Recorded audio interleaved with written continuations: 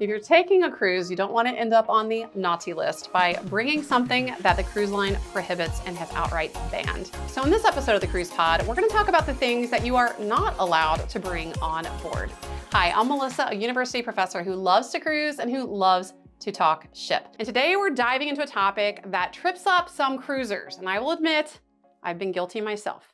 We're going to talk about banned items. Now, some of these items we're going to discuss are newly banned, so you may not be aware, and some are specific to certain cruise lines, while others have been universally forbidden for years. And stick around to the end because I'll explain exactly what happens if your items are confiscated.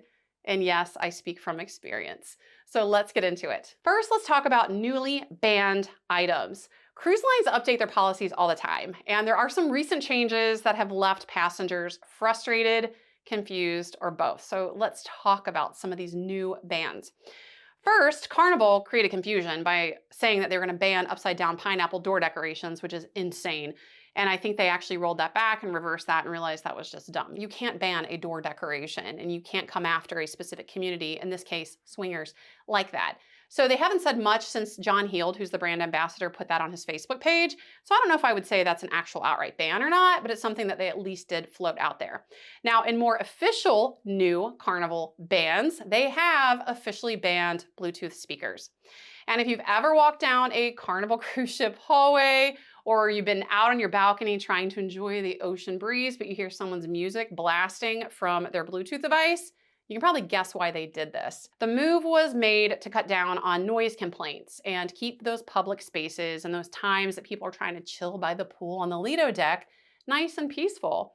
But if you are someone who enjoys listening to music in your stateroom, don't worry, you can still bring your headphones and enjoy your music that way. That's much more enjoyable than listening to someone else's Bluetooth because not everybody shares your taste in music, trust me. Next, let's talk about extension cords and outlet extenders. One of the cruise lines that I really like but that frustrate me with this is Royal Caribbean. Most cruise lines allow extension cords which are non-surge protected. I get it's supposed to be a fire hazard and that a lot of these cruise ships are older and they just can't handle this capacity and this use of electricity. I don't know, whatever their excuses are. But at the end of the day, most cruise lines, almost all of them, do allow you to bring an extension cord as long as it is non-surge protected. That's kind of cruising 101. Most people that have taken a cruise know this. And I will tell you, I am very dependent on my extension cords because many cruise ship stateroom cabins, especially on the older ships, it's really frustrating because they'll have like one electrical outlet with two plugs. And girls, we need our hair things. I have a flat iron, a curling iron, a laptop charger, an iPhone charger.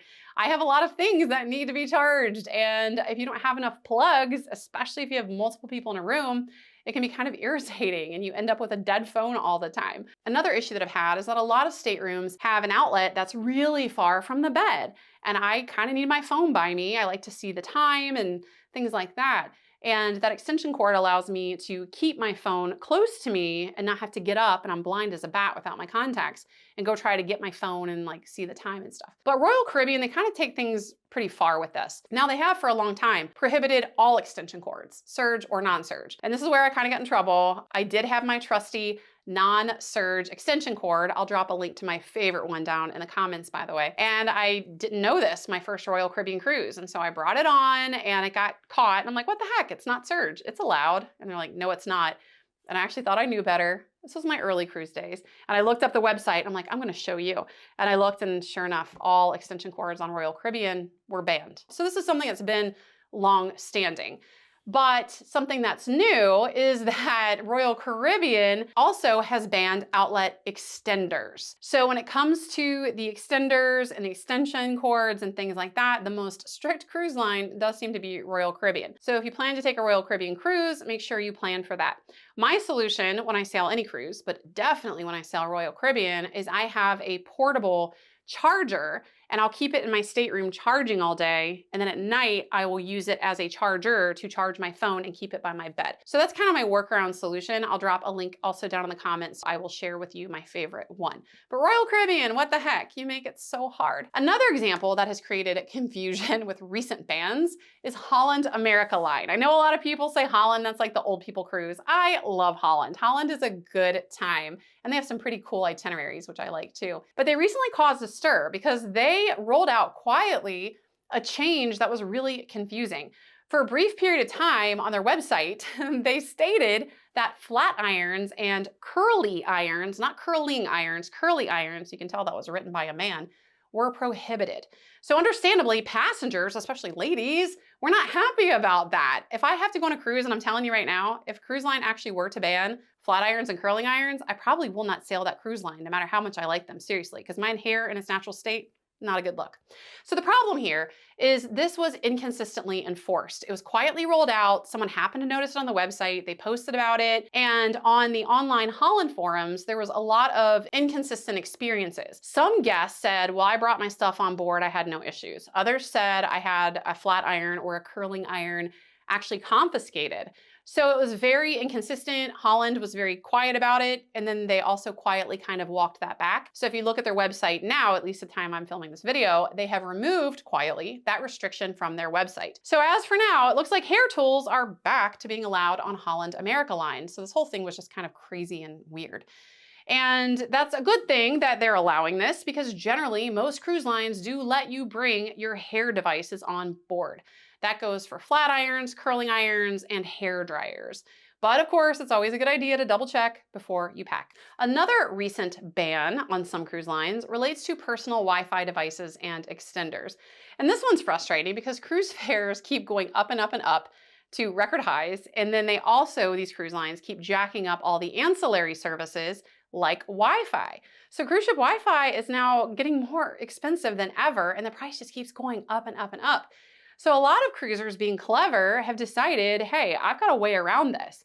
I'm going to use an extender or bring my own personal Starlink device, for example, on board with me. And even though that's still kind of pricey in most cases, it's a heck of a lot cheaper than paying for cruise ship Wi-Fi, especially folks like me who cruise a lot. So to try to combat this, of course, they give different rationale as to why they do it, but we all know it's in the interest of protecting their profit margins. But Royal Caribbean recently added to their list of banned items any personal Wi-Fi devices and extenders. Now, they claim that, again, it's to prevent interference with the ship's network. I don't know if I buy that. But at the end of the day, it doesn't really matter, I guess. If it's banned, it's banned. So if you're someone who relies on Wi-Fi boosters or personal internet hotspots or personal Starlink, if you're taking a Royal Caribbean cruise, you gotta leave those at home. So pretty much your only option is to buy that very expensive cruise line Wi-Fi. So all of those things are newer to being banned. But let's talk about some things that had pretty much been forbidden or banned for years on cruises and are almost never allowed on any cruise ship. Now, of course, I have to say that in general terms because every time I post content, someone always comes along, but wait, there's one exception to that rule. This is generally speaking. One of the most commonly misunderstood banned items is irons and steamers. Now, I knew irons weren't allowed even in my early cruise days when I didn't know much, but I thought steamers would be allowed, and I've had one of those confiscated before. But cruise lines are extremely strict about anything that poses a fire hazard, and obviously irons at the top of that list. And steamers, some might wonder, well, how is that really that big of a fire hazard? But I guess cruise lines consider it that. So leave those at home.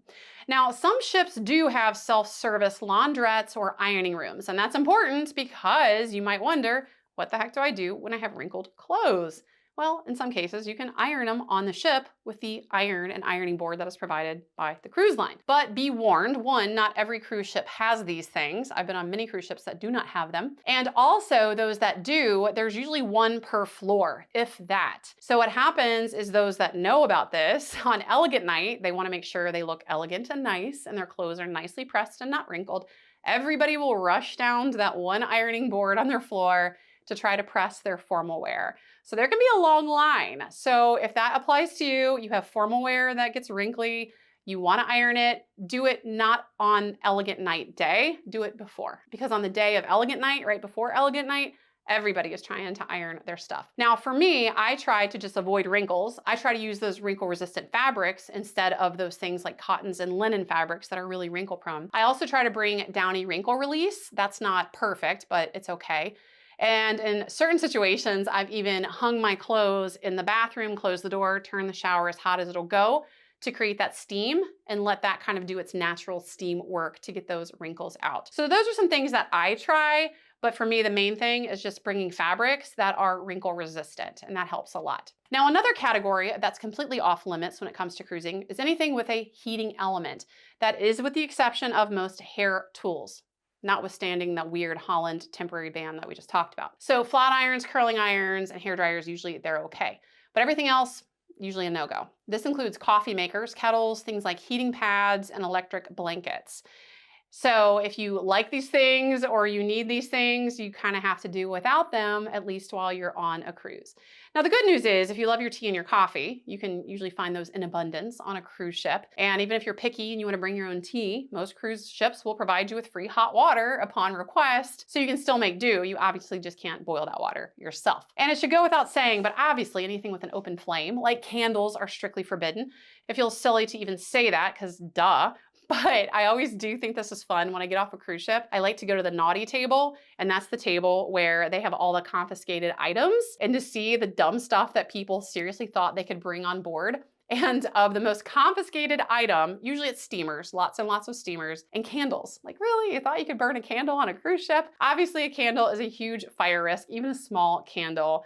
So you don't even want to try to bring those on a cruise ship. Another thing you want to not bring, sharp objects, anything that could cause any harm. Now, I do have a little tiny pair of scissors that come in surprisingly handy. I've never had an issue with that. Most cruise lines will allow those really small, kind of in your vanity kit scissors, but anything with a long blade, obviously knives, large scissors, sharp tools, those are obviously going to be banned. So cruise lines take this really seriously. They're not going to let anything that's going to hurt a guest on board. And obviously that goes for firearms as well. But I've even seen cruise lines, again, I told you I like to look at the naughty table, and I've seen a toy plastic sword, like a kid's toy, be confiscated as well. So don't even bring any of that stuff because they're going to take it. Another item that often creates confusion with cruise passengers are drones and aerial devices. Now, some cruise lines will allow you to bring a drone, but only for use in port. And if you do want to bring a drone for use in the port, you have to usually follow a pretty strict and kind of cumbersome protocol where you check it in with cruise ship security, and you have to check it out when you're at port, and then you have to check it back in. Obviously, they're not going to allow you to use drones and aerial devices while you're on the ship. So in most cases, unless you just really, really, really got to have a drone at port, I would not deal with the hassle. I would just leave that at home. And another commonly confiscated item is drugs, especially CBD and medical marijuana. Cruise lines prohibit marijuana of all forms. Now, even if you do live in a state where cannabis is legal, it does not matter. Cruise ships follow federal maritime law. So these things are not allowed on board, period. And if you're caught, the consequences can be serious. Now, I've talked to a lot of canine handlers, either at the port or I've seen them on the ship many times, having a drug sniffing dog go around. And the scoop from them is that if it's a small quantity or if it's something like CBD, they'll usually just take it and throw it out and tell you not to do it again. But depending on the situation, the type of drugs that you have and the amount of drugs, you could face some pretty serious repercussions. This includes fines. They could call in local law enforcement and even arrest you and take you off the ship. And in certain circumstances, cruise lines might even issue a permanent ban.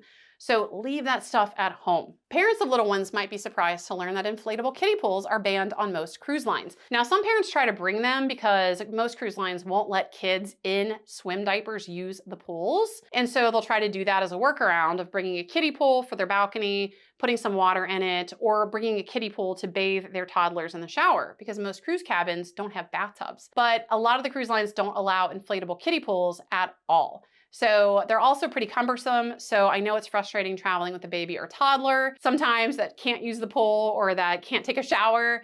And these things might seem convenient, but they're usually more cumbersome than they are convenient. And of course, alcohol. It's heavily regulated. Some cruise lines will actually allow you to bring a small amount of certain alcohol, like a bottle of wine or champagne, as long as it's closed, but with some restrictions. So if you're taking a cruise and you want to bring on your own alcohol and BYOB, check the cruise line specific policies. Carnival, for example, does allow each adult to bring up to one 750 milliliter bottle, but beer and liquor are generally banned. And some cruise lines will allow a limited amount of canned soda or canned water, not bottled, which can be a great way to save money, but make sure that you check each cruise line's specific rules, because otherwise they're gonna make you toss it out and it's just a waste of money. Oh, and a fun, unexpected banned item, handcuffs. Yeah, even the fun kind.